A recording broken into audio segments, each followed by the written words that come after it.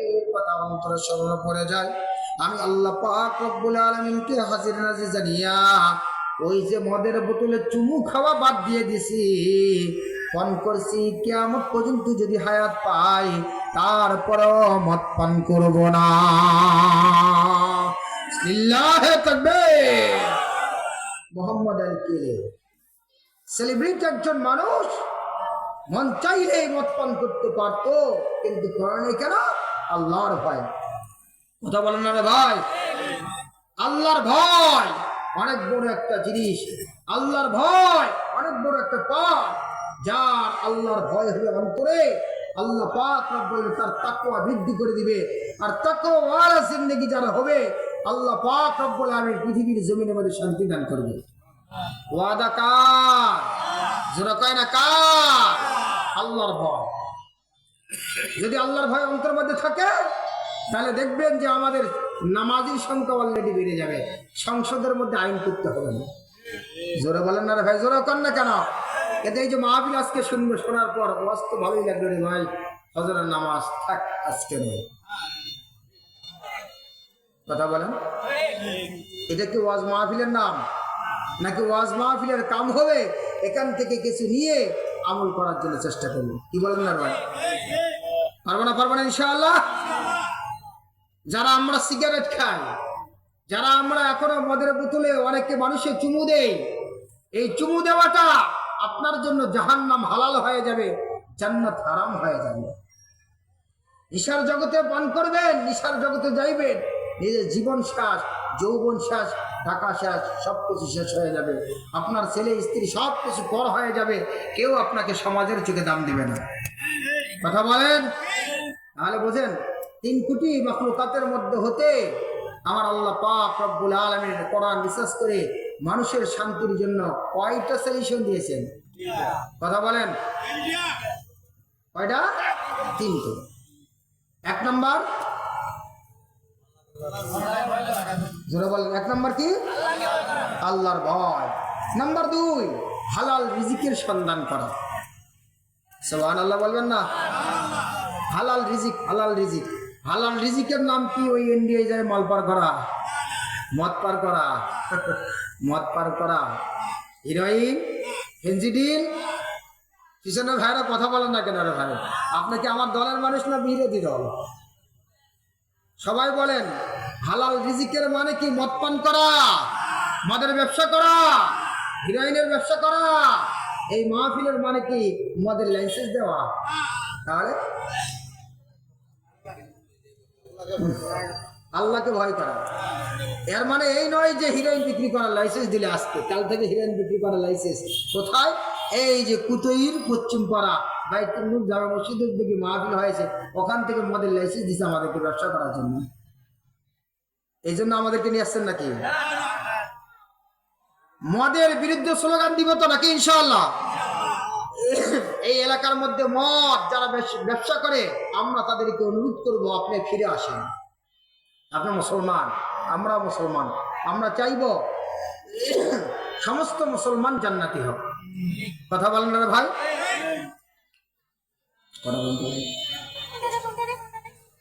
আলোচনা শেষ করতে পারবো? 2 নম্বর, হালাল রিজিক। এবার আসেন, হালাল রিজিক কেমন করে ভক্ষণ করবেন? হালাল রিজিকের মধ্যে বরকত শোনেন। কেমন বরকত? কোটি কোটি টাকার মধ্যে বরকত দেয়।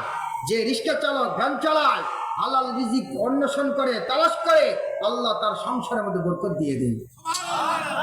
এমন আছে না ডাক্তারের বেটা জুয়াচোর হয়? আছে না রে ভাই? আবার দেখা যায় রিক্সা চালকের বেটা ডাক্তার অফিসার হয়ে বসে আছে। আছে না নাই?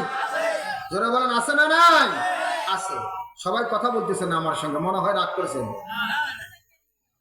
চোরের বেটা অনেক সময় অনেক বড় অফিসার হয়ে বসে আছে। ডাক্তারের বেটা জুয়াচোর, উকিলের বেটা ডাকাত, এরকম আছে না নাই? খবর নিয়ে দেখেন, যে সমস্ত ডাক্তারের ছেলেপেলেরা, ডাক্তাররা থাকলে ক্ষমা করে দিবেন আপনাদেরকে বলে, সবাই কিন্তু নয়, যে সমস্ত ডাক্তাররা আছে এরকম জুয়াচোর মার্কা, ডাকাত মার্কা ডাক্তার, এক পেশেন্টকে দেখতে গিয়ে, অপারেশন করতে গিয়ে দেখা যায় 10,000 জায়গা 20,000 টাকা নিছে। ওইটা কি ভালো মানুষ না খারাপ মানুষ? জোরে বলেন না রে ভাই, খারাপ মানুষ। এই সমস্ত ডাক্তার ছেলেপেয়েরা দেখবেন নাম্বার 1 গুন্ডা হয়। ছোট্ট একটা এক্সাম্পল গল্প বলে আমি আমার আলোচনা সামনের দিকে যাব। একজন কৃষক মানুষ, খুব ভালো করে শুনবেন, একজন কৃষক মানুষ তার সন্তানকে ক্ষেত খামারে কাজ করে লেখাপড়া করাইছে। বিসিএস ক্যাডারের পরীক্ষা হইল, লাখ লাখ ছাত্রছাত্রীর মধ্যে হতে নাম্বার 1 হইল। অনেক ছেলেপেলেরা ভাইবা দিল, ভাইবার মধ্যে টিকলো নাম্বার 1 হওয়ার পর এখন টেবিলে গোলচক্করে যারা বসছিল তারা বলতেছে, আপনার চাকরি হবে বটে, সব কিছু ঠিক আছে, কিন্তু আমাদেরকেও তো খুশি করতে হবে। আছে না, এরকম আছে না? আমাদেরকেও তো কি করতে হবে, খুশি। কি খুশি? আমাদেরকে 5 লক্ষ টাকা দিতে হবে। 5 জন আছে আমরা, 5 লক্ষ টাকা। আপনি সব পারফেক্ট, আপনার যোগ্যতা, আপনার সব কিছু পারফেক্ট, আপনি হয়ে গেছে, তবে মামু লাগবে, মামু। এখন বলেন তো দেখি, এটা হালাল না হারাম? হ্যাঁ, হারাম। এই বেটা 5 লক্ষ টাকা নেওয়ার পর আনন্দ উল্লাসে বাড়ি যাইতেছে। যাওয়ার পর স্ত্রীকে গল্প শোনাচ্ছে, আজকে তো 5 লক্ষ টাকা পকেটে ঢুকছে। সন্তান একমাত্র বেটা, একমাত্র ছেলে, দরজার ওপাশ থেকে শুনছে, বাবা আমার বাবা আজকে 5 লক্ষ টাকা উপরে ইনকাম করছে। এটাই একটা সুযোগ। কি সুযোগ? বাবা অ্যাপাচি গাড়ি কিনে দিতে হবে। বলেন তো দেখি, এক বাপের এক বেটার এগুলোর আল্লাহ দরদ কম না বেশি?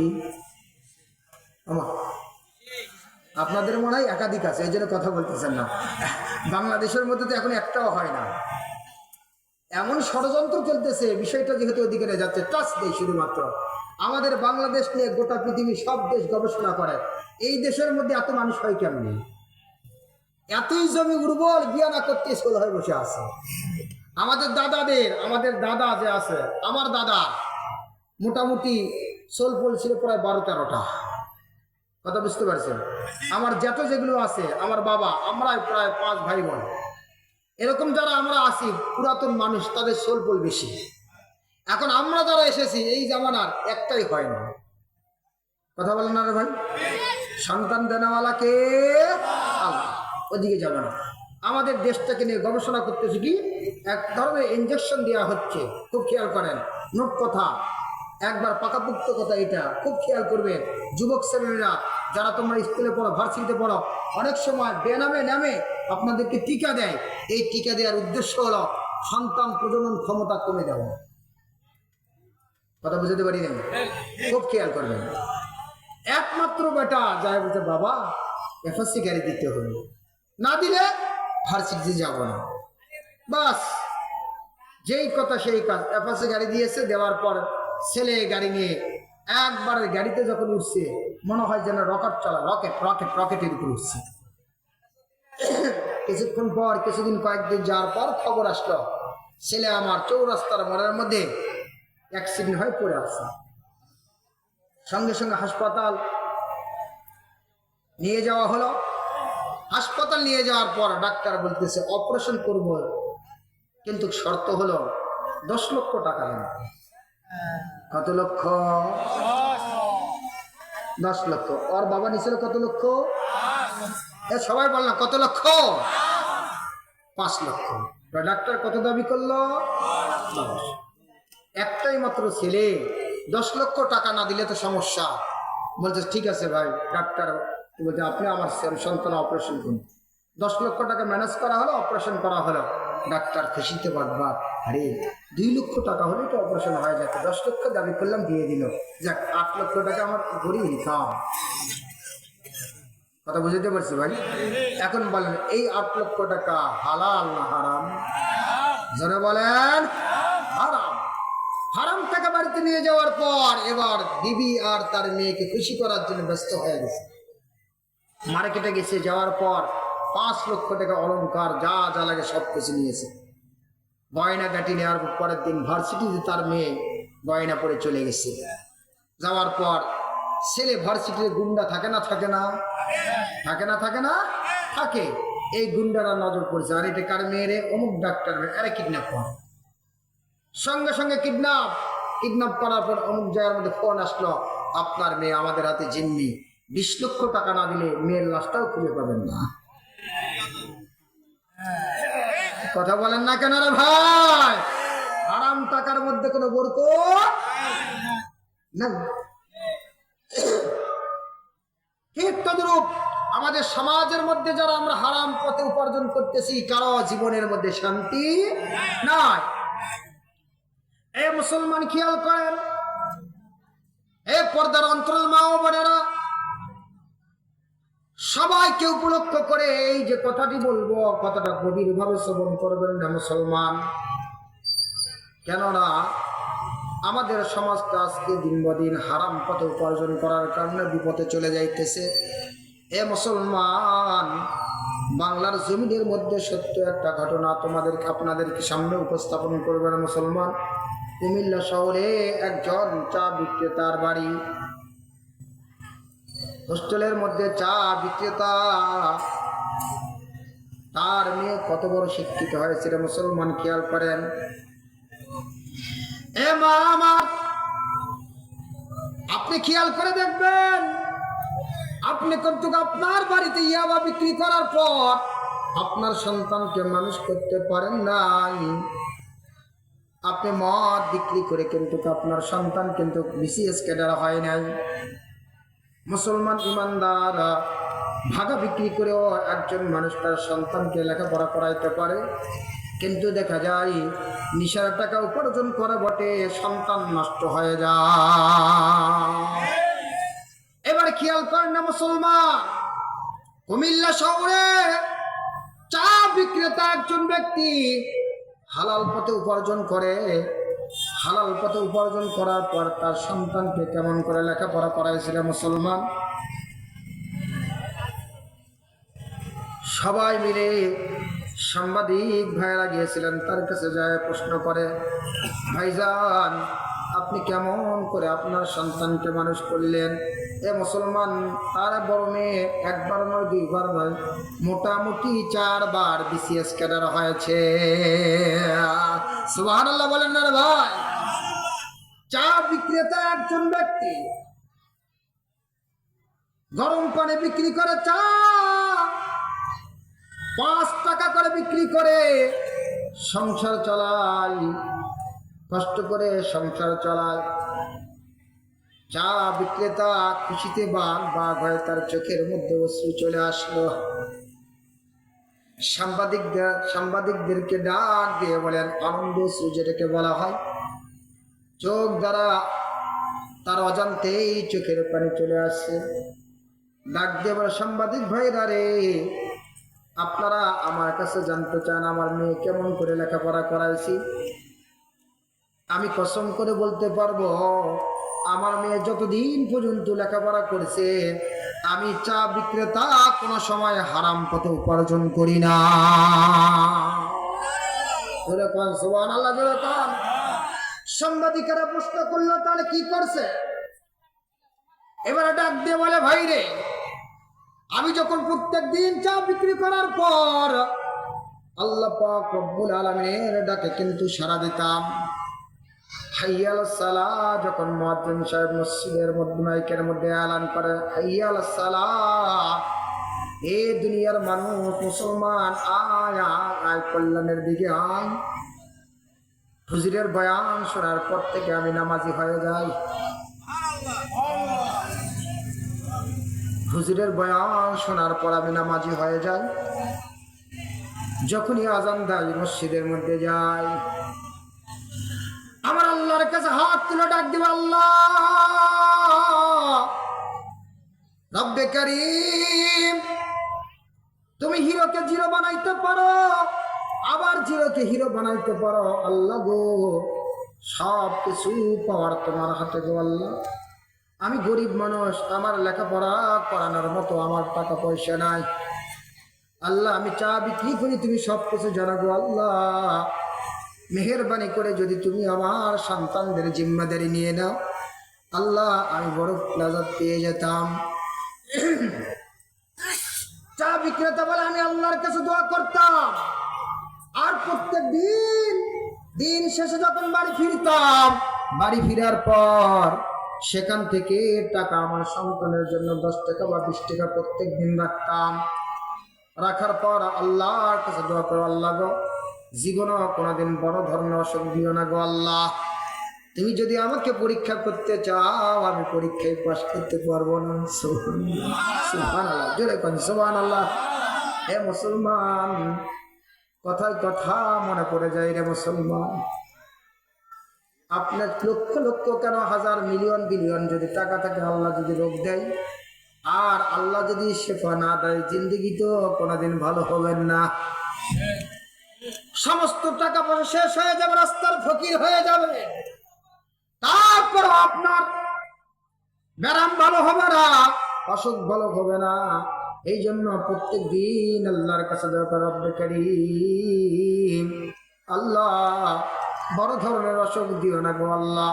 সুস্থ অসুস্থ দুটোই তোমার নেয়ামত আল্লাহ। জিন্দগিতেও কোনোদিন আল্লাহ অসুস্থতার নিয়ামত দিয়ে সুস্থতাকে দাবায় দিও না, বরং সুস্থতার নিয়ামত দিও যেন ডাক্তারের কাছে না যেতে হয়। আল্লাহ, আমি চা বিক্রি করে পারবো না, আল্লাহর কাছে দোয়া করতাম। হে মুসলমান, খেয়াল করে দেখেন, চা বিক্রেতা ভাই আমার উত্তরে দেয়, আমি আল্লাহর কাছে দোয়া করি, 5 ওয়াক্ত নামাজ পড়ি, আল্লাহর কাছে দোয়া করি, আর সবসময় খেয়াল রাখি আমার দোকানে যেন কোনো মুসলমান কষ্ট না পায়। আল্লাহর কাছে দোয়া করতাম, রব্বে কারীম এমন ভাবে কবুল করছে রে মুসলমান, আমি হালাল পথে দিন দিলে আর কয়বা টাকা ইনকাম হয়। চা বিক্রেতা যদি ভালো হয়, পরিবার 500 টাকা ইনকাম হয়। আমি দিন শেষে যখন টাকাগুলো হিসাব করি, আমি আমার সন্তানের জন্য রেখে দেই। এভাবে আস্তে আস্তে আমার মেয়ে লেখাপড়া করে, প্রথমে ক্লাস 5-এ বৃত্তি পাই, তারপরে সরকারের পক্ষ থেকে আস্তে করে পড়াশোনাটা জারি হয়ে যায়, ফ্রিতে সব কিছু পড়াই। 8 পাস করার পর, তারপরে 8 পাস করার পর 9, 10 এবং ম্যাট্রিক পাস করে ফেলায়। তারপরে যখন বিশ্ববিদ্যালয়ে পড়ে, আল্লাহর কাছে খাস দিলে দোয়া করেছিলাম, আল্লাহ জগতের মালিক তুমি, আল্লাহ মেয়ের মালিক আল্লাহ তুমি, আল্লাহ যে কোনো পরীক্ষা তুমি সহজ করে দিতে পারো। আল্লাহ গো, আমার মেয়ের পরীক্ষা সহজ করে দাও। এস যুবক ভাইরা খেয়াল করেন রে বাবারা, ও আমার বাবারা, যাদের মা বাবা জীবিত আছে তারা বড় সৌভাগ্যবান, যাদের মা জীবিত আছে তারা বড় সৌভাগ্যবান। এ যুবক খেয়াল করে রে যুবক, জীবনে কোনোদিন মা বাবার কষ্ট দিও না, বাবার কষ্ট দিও না। বাবা কোনোদিন কিন্তু নিজের জামার চিন্তা করে না, বাবা জুতো ছিঁড়ে যায় জুতার চিন্তা করে না, বাবার লুঙ্গি ছিঁড়ে যায় লুঙ্গির চিন্তা করে না, চিন্তা করে তার আদরের সন্তান কেমন করে ঈদের মধ্যে নতুন কাপড় পরবে, বাবা চিন্তা করে সন্তানের গায়ে কেমন করে নতুন জামা উঠবে, বাবা চিন্তা করে মায়ের শরীরের মধ্যে কেমন করে নতুন শাড়ি উঠবে, বাবা চিন্তা করে তার মেয়েকে কেমন করে নতুন জামা পরাবে। মার মনে কষ্ট দিও না, যে কোনো ইমতিহান পরীক্ষার মধ্যে মা বাবার দোয়া নিবা। এ পুরা কপাল ওই বান্দা যার মা বাবা জীবিত নাই। এ মুসলমান, মা বাবার দোয়া যদি একবার কপালে লেগে যায় রে মুসলমান, দুনিয়ার কোনো শক্তি আপনাকে ঠেকাইতে পারবে না। লিল্লাহে তাকবীর। এ মুসলমান খেয়াল করো, বাবা দোয়া করে দিলেন, আল্লাহ রব্বে কারীম আমার মেয়ের পরীক্ষা সহজ করে দাও। এ মুসলমান, বাবা দোয়া করলেন। প্রথম এক্সাম যখন হলে BCS ক্যাডার হয়ে গেল, সুবহানাল্লাহ কয় না, প্রথম পরীক্ষায় BCS ক্যাডার প্রথমে হয়ে যায়। এ মুসলমান, আওয়ামী লীগের আমলে একজন ব্যক্তি ছিল আরিফুজ্জামান, তার নাম গালেব, ঢাকা সিটি মেয়রের তিনি কি ছিলেন, মেয়র ছিলেন। উনি মায়ের দোয়া সম্পর্কে বলতে গিয়ে বলে, আমি একবার পরীক্ষার মধ্যে আমার পড়াশোনা সব বাচ্চা অসুস্থতার কারণে করতে পারি নাই।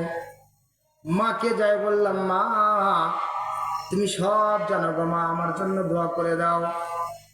তিনি বলেন, আমি মায়ের কাছ থেকে দোয়া নিলাম, পরীক্ষায় অংশগ্রহণ করলাম। ওই সময় 33-এ পাস ছিল, আমি 33 অ্যান্সার করে আসছি। মাকে বললাম মা 33 করেছে। মা বললেন যা তুই পাস করে যাবি। জোরে কয় না সুবহানাল্লাহ, জোরে কয় না। ওয়াজ শুনতেছেন, আমার শুনতেছেন, রাগ করছেন, খারাপ লাগছে? কার কার খারাপ লাগছে হাত তোলেন তো দেখি। কারোর খারাপ লাগে নাই? মা বাবার দোয়া নেবেন তো নাকি? সবাই নিব নাকি? ইনশাআল্লাহ সবাই নিব। কে কে নিব না হাত তোলেন তো দেখি।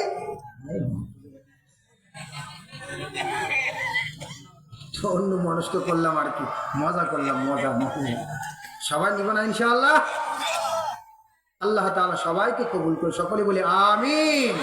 সবার মা বাবা জীবিত আছে তো নাকি? আল্লাহ আল্লাহ আল্লাহ। আমিও এতিম, আপনারাও এতিম। আমার মা আমার জন্য দোয়া করেছিলেন। আল্লাহু আকবার। দোয়া যেভাবে লাগবে আমি জীবনেও কল্পনা করি নাই। আল্লাহ আল্লাহ। মা বাবার দোয়া নেওয়া, কত প্রসঙ্গে এসে গেল। হালাল রিজিক সন্ধান করা, প্রধান বক্তার আগমন। আপনি ভক্ষণ করেন। এ দোস্ত বুজুর্গ, যারা আমরা অবৈধ কাজের মধ্যে লিপ্ত আছি, খেয়াল করেন, খুব খেয়াল করেন, কথাগুলো খুব ভাবে নেবেন, দিগ্নি ভাবে খুব স্মরণ করবেন।